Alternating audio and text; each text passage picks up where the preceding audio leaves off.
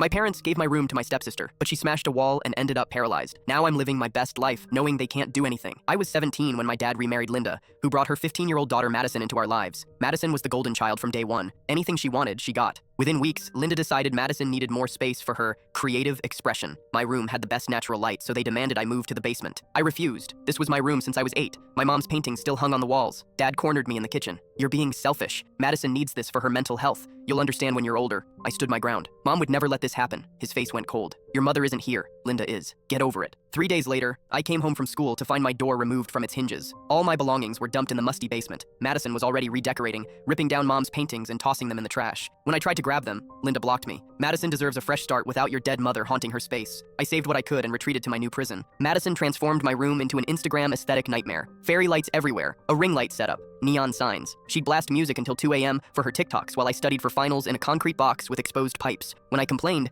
Dad said I was jealous of Madison's success. She had 3,000 followers. The breaking point came during a party Madison threw while Dad and Linda were at a wedding. She invited 40 people. I stayed in the basement, but the noise was unbearable. Around midnight, I heard screaming. Madison, drunk and showing off, decided to kick through the wall between my old room and the bathroom. She'd seen it in some viral video. "It's just drywall," she slurred to her phone. "Watch this." She kicked once, twice. The third time, her foot went through, but she'd miscalculated badly. That wall was load-bearing with steel reinforcement my dad installed years ago during a renovation. Her leg caught on rebar. When she yanked back, she lost balance and fell awkwardly, her spine hitting the metal support beam. The screaming changed pitch. I called 911. By the time paramedics arrived, Madison couldn't feel her legs. The diagnosis was devastating. Severe spinal cord injury, T6 complete. Paralyzed from the chest down, permanently. Dad and Linda returned to a nightmare. Hospital bills, renovations for wheelchair accessibility. Madison's influencer dreams died overnight. My room, the one with perfect natural light they'd stolen for her, became useless. The stairs made it inaccessible. They had to convert the main floor study into her new bedroom. Here's where it gets interesting. Linda, in tears, came to the basement. "We need your room back. The basement is better for Madison now. No stairs." I looked at her. The same woman who called my dead mother a ghost, who said I was selfish. "No."